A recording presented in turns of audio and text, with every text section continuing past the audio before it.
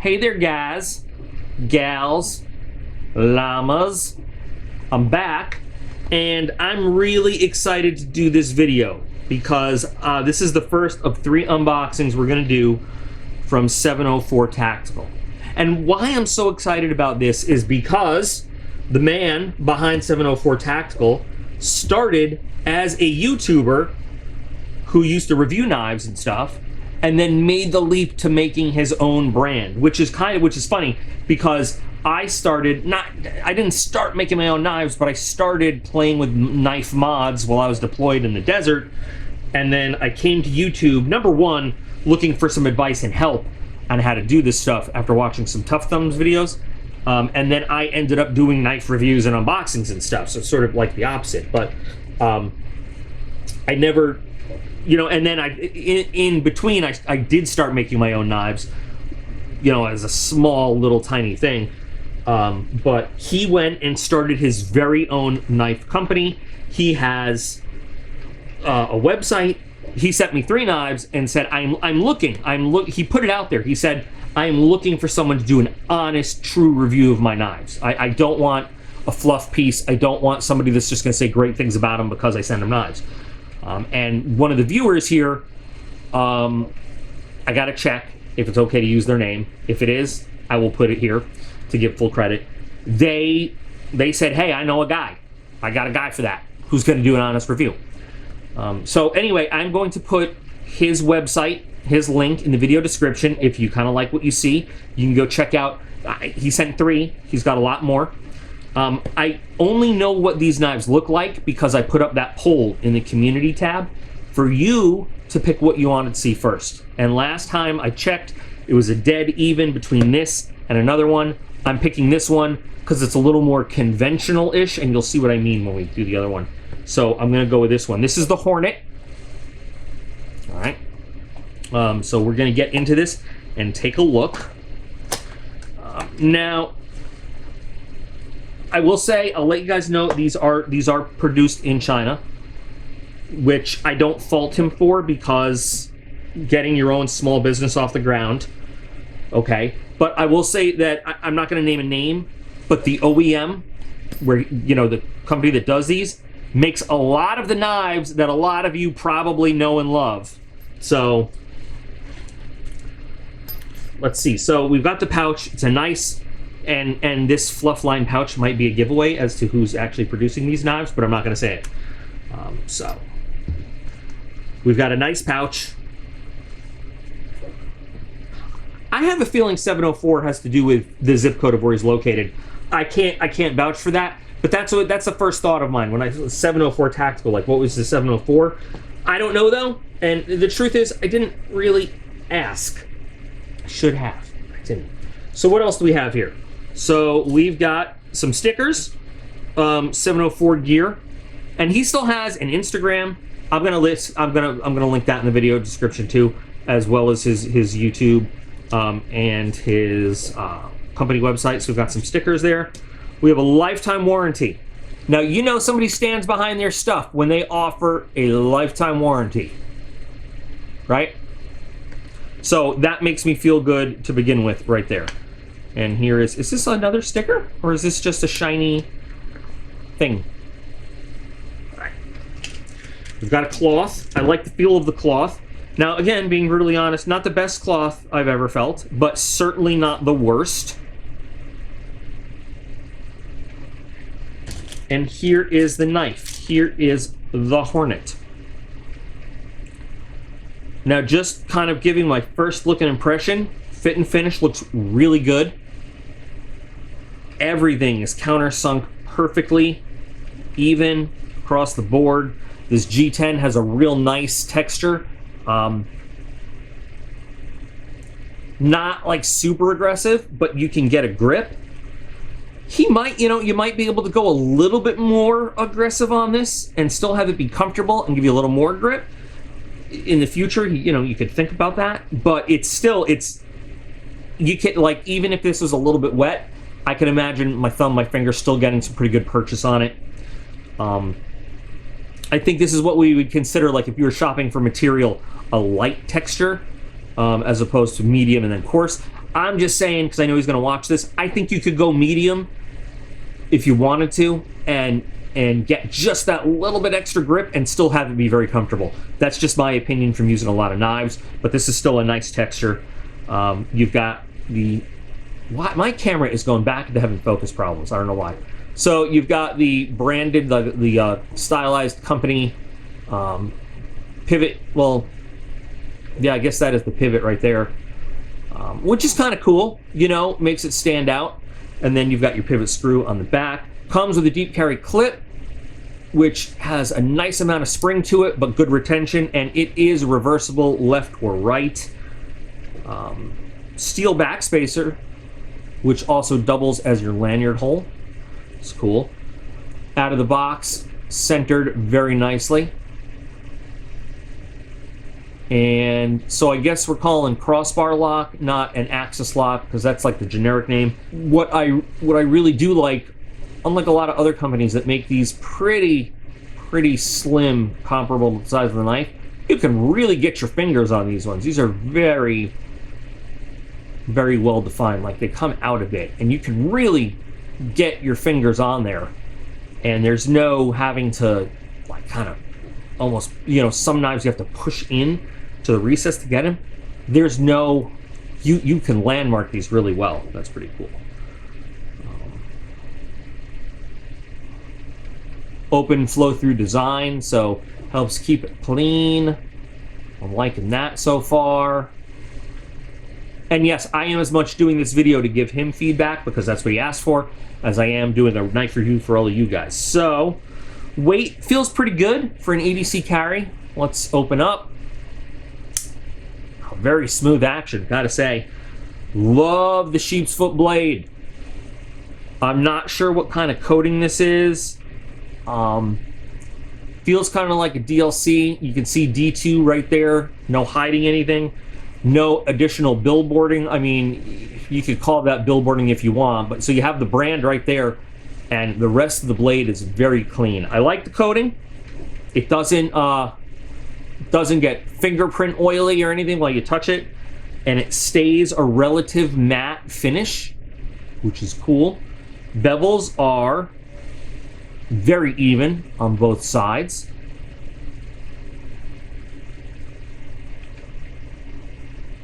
Yeah, I like it. I like the shape. It's pretty comfortable, and as you can see, let me, because we got all this, there we go. Big hand friendly. Got real estate enough to really grab the whole thing. Nice 2-finger lock that I always like to evaluate with.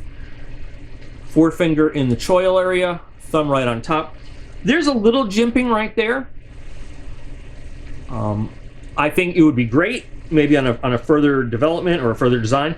Let's put a little jimping right over there, backward a little bit, towards where your crossbar lock goes, maybe a little further down the blade, just in case you wanted to sort of, you can't really choke up on this, because even if you put your finger right there, and this isn't a choil, this is just to give you some extra space for sharpening, so your finger would come in contact with that end of the blade. I guess you could choke up a little bit. I mean, even if you're holding, just to run your thumb down the spine of the blade and get a little firmer hold. It might be nice in a further development to put a little bit more jimping down the spine, but you get a really nice grip. I mean, you can get a really firm grip on this thing as it is. And I love a sheep's foot blade. It's one of, I mean, it really is one of my favorite blade types. And it's funny because, you know, when you have a fixed blade, it's kind of, a fixed blade is kind of a sax, and a folder is kind of a sheep's foot. They're very similar blades, different names, but it is overall one of my very favorite blade shapes. Very great utility value. EDC wise also, you know, you can do a lot with it. It's very good for getting contact on a surface, and even when you don't have, like, you know, if you have a table to work on, obviously you're not even worried about your knuckles hitting the ground, but even here on a flat surface, I can get contact, blade to surface, and my hand is not getting in the way. That's one of the great things about a sheep's foot blade in terms of EDC. Let's see. Okay, let's find the sweet spot. There we go. Awesome, right out of the box. Look at the action on that, is awesome. This has got to be bearings. It is super drop shutty. Watch. Just boom. Yeah, this has got to be bearings. I mean, the action on it is great. One-handability factor. You got, so like any knife, you got to find that sweet spot when you first get it going. I'm having a little, there we go. Once you get it, you get it. You know what I'm noticing right here? I don't know if you can see it. See that little indent? I'm thinking, yeah, that's a nice feature. Okay, you don't see this a lot. That is actually, so most locks with an axis type or a crossbar type lock, you just have flat blade stock back there in the tang type area. And your lock is dependent upon that flat blade stock getting stopped, you know, by this bar. But this is actually, so this is almost Demko-esque. And by that I do not mean they copied anything from him, because he didn't. But what I mean by that is that it's kind of an extra layer of lock security. So if you notice, the crossbar goes into that little dimple, which gives you an added layer of lock. And I have not seen this before. That's really cool. That is really cool. So instead of just resting upon there, and there are times when you're using an axis lock knife, it is normally a very secure locking system. But to have this actually go further and go into that little dimple, it's almost working like, you know, when you have a lockback knife, it has the little hook on the end of the lock that goes in, which is why a lockback is so secure. It's almost functioning similar to that because, and you can hear the snap, which you kind of like, I don't have a regular axis lock type knife available right now to compare it to, but that is a great system. That is going to give you a really secure lockup. I love that. Fantastic. I gotta check on, you know, when we, I think I don't know if all the ones he sent are like axis type locks or, oh man, I gotta work on this. I gotta check. I think maybe all the ones he sent are axis type locks, crossbar locks. And I gotta check if the rest have that too. I really gotta work on, you know what the thing is? As convenient as these are, it's a slightly different feel than I'm used to with a regular axis type lock, which is why just getting my hand to release at just the right time is a little troublesome. But once you get it, I gotta check. I think all three of the ones he sent are crossbar type locks. And I gotta see if they all have that feature, because that is an awesome feature. I love that feature. I also love the action on this thing. It is super snappy. That's really cool. So let me find where did all the cutting money go. Oh, that is... I'm like, look, I'm two-finger holding this thing, and it is just... That is finished very nicely. I really like that coating. I'm pretty sure it's a DLC. It looks pretty nice. Now, you know, there's a question that we have, or that I have anyway. When you're looking at an EDC knife, is a carbon steel blade the best, or is a stainless steel best? For EDC purposes, I tend to think, me personally, that a stainless steel blade is better for EDC work. D2, however, the first time I remember seeing D2 was when Benchmade introduced it on the 275 on the Adamus, and it was then considered an expensive premium steel. And it still does have a lot of great qualities. And with this coating, you're really not worried about a lot of the corrosion issues that you would be worried about otherwise. So you've got great edge retention properties here.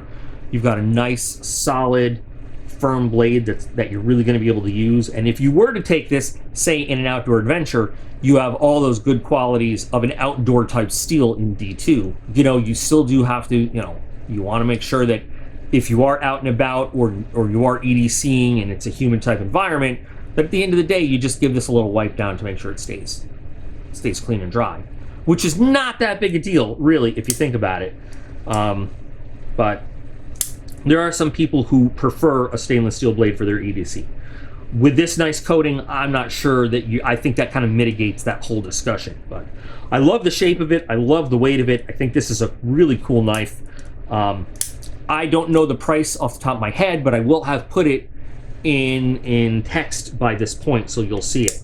I just really like the action. I really like the feel. What I'm going to have to do is now carry it around a little and then, you know, maybe do a follow-up and let you know. I'll probably do a follow-up after I do the unboxings and reviews of all three and let you know. But I feel like as an EDC kind of blade, it feels pretty good. I like it. I feel like I've given you sort of like an even, we've got some good, we've got some maybe I would improve this or that, and a thing or two that I'm not crazy about, which is what he wanted. He wanted the full, honest review, and that's what I give you guys all the time. But overall, you know, of my normal 3 piles, like it, meh, don't like it, this knife would definitely fit in like it. I think it's a pretty good knife. Now, one thing I am noticing also is that as we look inside the liners, they are just flat steel liners, no skeletonization or anything like that. We might be able to save an ounce or two, or a little bit of weight if we do that. I don't know how much that adds to the production cost though, and therefore that would add to your price when you buy it. So buying, you know, a ½ ounce of weight or so might save you overall in the price. So that might be a trade-off that we're willing to do. Anyway, this is the first knife from 704 Tactical. I like it. I feel like it's got potential. I will be carrying it around and trying it in an EDC type role. Might use it in the kitchen a little bit. Just, I mean, you know, like let's say you're out, you've got it as, you know, your hiking knife, your camping knife, whatever, and you have to use it like that. You know, so we'll see how it does. And I will be filling you guys in. What do you guys think? Something you would carry? You interested in it? You like what you see so far? Do you have notes or things that, you know, you noticed you do like, you don't like, something you might want to change? I'm sure that he is going to watch the video, so, you know, you can throw that in the comments. Thanks again for the opportunity to review this from 704. Links to his various things, website, you know, where you can actually purchase the knife if you want, to Instagram, to his YouTube, where you can, it's pretty popular, you know, social media stuff where you can follow his things. I'm now following and everything, so check him out. But yeah, please do share your thoughts on how you feel about what you see, and we've got 2 more of them to do.